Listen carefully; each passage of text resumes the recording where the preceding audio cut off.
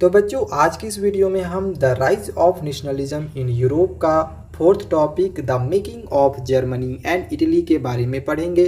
तो चलिए वीडियो शुरू करते हैं। तो हम सबसे पहले जर्मनी के बारे में जानते हैं, यानी कि जर्मनी के यूनिफिकेशन के बारे में हम जानेंगे।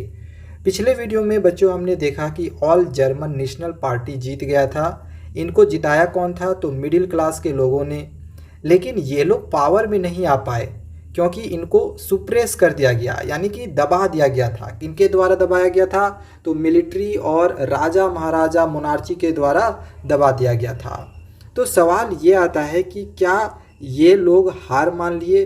तो नहीं बच्चों, ये लोग हार नहीं माने। इनको सपोर्ट मिला। किसके द्वारा? तो इनको सपोर्ट मिला था मिडिल क्लास का और साथ ही साथ लार्ज जंकर ऑफ प्रूसिया का। ठीक है, तो अब क्या हुआ बच्चों कि जो लिटरेसी था वो अब प्रूसिया के पास आ गया और वहाँ से मूवमेंट को आगे बढ़ाया गया नेशनल यूनिफिकेशन के लिए कि अब जर्मनी को अलग से एक कंट्री या स्टेट बनाना है। इस सोच के साथ ये लोग आगे मूवमेंट को ले गए। इस टाइम जो चीफ मिनिस्टर था वो कौन था? तो ओटो वैन बिस्मार्क। वो इस मूवमेंट को आगे लेके जा रहे थे। तो बच्चों ये जो लड़ाई चल रही थी ये 7 साल तक चला था, याद रखना। ठीक है, कितने साल तक? 7 साल तक।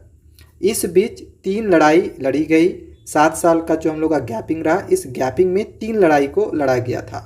किनके साथ? तो ऑस्ट्रेलिया, डेनमार्क और फ्रांस के साथ। अंत में क्या हुआ कि प्रूसिया इस लड़ाई में जीत गया। तो अब क्या हुआ कि जनवरी 1871 में, ये डेट याद रखना, जनवरी 1871 में प्रूशियन किंग विलियम वन को जर्मन का इम्पेरर यानी कि राजा घोषित कर दिया गया। तो अब क्या हुआ कि जर्मनी इंडिपेंडेंट हो गया। उनका अपना एक अलग नेशन बन गया। जो नया गवर्नमेंट था वो बहुत ज़्यादा महत्व देता था करेंसीज को मॉडर्नाइज करने में, बैंकिंग सिस्टम को अच्छा करने में, जुडिशियल सिस्टम को अच्छा करने में। तो इससे जर्मन लोग खुशी खुशी रहने लगे। तो ये हो गया जर्मनी के यूनिफिकेशन के बारे में। अब हम बच्चों इटली के यूनिफिकेशन के बारे में जानते हैं। इटली कैसे अपना एक अलग कंट्री बना?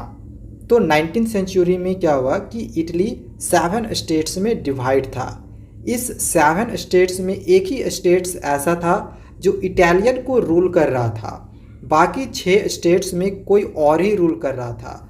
जैसे कि नॉर्थ में ऑस्ट्रियन हैब्सबर्ग रूल कर रहे थे, सेंटर में पॉप का रूल था, साउथ पर बॉर्बन किंग ऑफ स्पेन का रूल था। तो क्या हुआ कि वहाँ पर जो है इवन इटालियन लैंग्वेज भी नहीं था, बहुत सारे लैंग्वेज चल रहे थे। तो ये बहुत मुश्किल लग रहा था कि इटली एक अलग सा कंट्री हो और उसका एक अलग सा इटालियन लैंग्वेज भी हो। अब इसके आगे क्या हुआ? हमने अपने पिछले वीडियो में देखा था कि 1830 में ज्यूसेप्पे मैज़िनी एक इटालियन रिवॉल्यूशनरीज था। उसने सबसे पहले एक सीक्रेट सोसाइटी बनाया था। इस सीक्रेट सोसाइटी का नाम था यंग इटली। ये हमने आप लोगों को पहले भी बताया था। तो ये जो उन्होंने सोसाइटी बनाया था सीक्रेट सोसाइटी, तो वो फेल हो गया। अब क्या हुआ कि उनका एक सपना था कि इटली को एक नया नेशन स्टेट बनाए, लेकिन उसका जो ये सपना था वो पूरा नहीं हो पाया। तो क्या हुआ कि चीफ मिनिस्टर कैवूर ने उस मूवमेंट को अब लीड किया, यानी कि उस मूवमेंट को आगे बढ़ाया और large number of people under आए गुशिपी गैरीबाल्दी के। ठीक है, और इस मूवमेंट को और आगे बढ़ाए। अब 1860 में क्या हुआ कि लोकल जो पीजेंट्स थे यानी जो किसान थे, इन्होंने भी इसे सपोर्ट किया और फिर क्या हुआ, इन सब ने मिलकर स्पेनिश रूलर को बाहर फेंक दिए, यानी कि उनको हरा दिए। अब 1861 में क्या हुआ कि विक्टर इमैनुअल II को घोषित किया गया किंग ऑफ यूनाइटेड इटली का, यानी कि यूनाइटेड इटली का राजा बनाया गया। ठीक है, कब? 1861 में विक्टर इमैनुअल II को। तो ये कहानी था इटली कैसे एक नेशन स्टेट बना, यानी कि हम यहाँ पे इटली का जो हम लोग का यूनिफिकेशन था ये हम लोग का यहाँ पे ख़त्म होता है। अब हम ब्रिटेन के बारे में जानते हैं। 18th सेंचुरी से पहले स्कॉटलैंड में कोई भी ब्रिटिश नेशन नहीं था।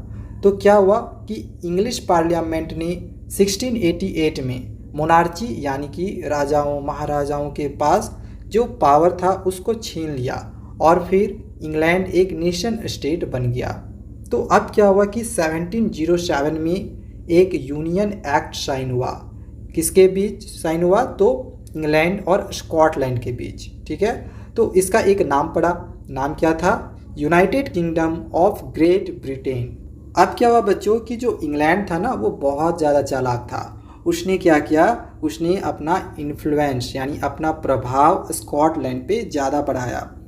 इससे क्या हुआ कि ब्रिटिश पार्लियामेंट में इंग्लैंड के मेंबर जो हैं वो डोमिनेट करने लगे, वो लोग ज़्यादा हो गए। ठीक है, वहाँ पे तो इससे स्कॉटलैंड जो है अब इंग्लैंड के अंडर आ गया। सेम जो स्टोरी स्कॉटलैंड के साथ हुआ वैसा ही आयरलैंड के साथ भी हुआ। अब बच्चों आयरलैंड में क्या हुआ कि इंग्लैंड ने देखा कि आयरलैंड जो कंट्री है वो दो चीज़ों में डिवाइड है, कैथोलिक में और प्रोटेस्टेंट में। तो इंग्लैंड ने अपना फिर से दिमाग लगाया।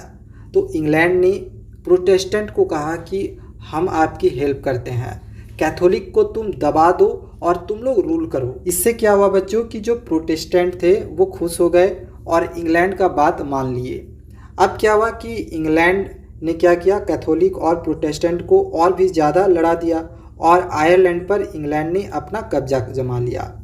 और 1801 में आयरलैंड ज़बरदस्ती यूनाइटेड किंगडम में शामिल कर लिया गया। तो बच्चों ब्रिटेन के अंदर अब कौन कौन आ गए? इंग्लैंड तो पहले से ही था, स्कॉटलैंड को हमने देखा कि अंडर वो कैसे लाए गए और आयरलैंड को भी बेवकूफ़ बना के अंडर लाया गया। तो यहाँ पे ब्रिटेन के अंदर 3 लोग आ गए, इंग्लैंड, स्कॉटलैंड और आयरलैंड। अब क्या हुआ कि जो न्यू ब्रिटेन बना इसमें ब्रिटिश फ्लैग था, नेशनल एंथम भी उन्हीं का था और इंग्लिश लैंग्वेज भी था। तो जो इंग्लैंड था वो इन सभी चीज़ों को प्रमोट करने लगा और इस तरह से इंग्लैंड ने आयरलैंड और स्कॉटलैंड को दबा दिया और दबा कर रखने लगा। अब जो इंग्लैंड बोलता था वही आयरलैंड और स्कॉटलैंड को सुनना पड़ता था। तो यहाँ पे हम लोग का ये टॉपिक भी ख़त्म होता है। नेक्स्ट वीडियो में हम लोग का जो अगला टॉपिक है उसको समझेंगे। तब तक हमारे चैनल को सब्सक्राइब करके रखें। Thank you.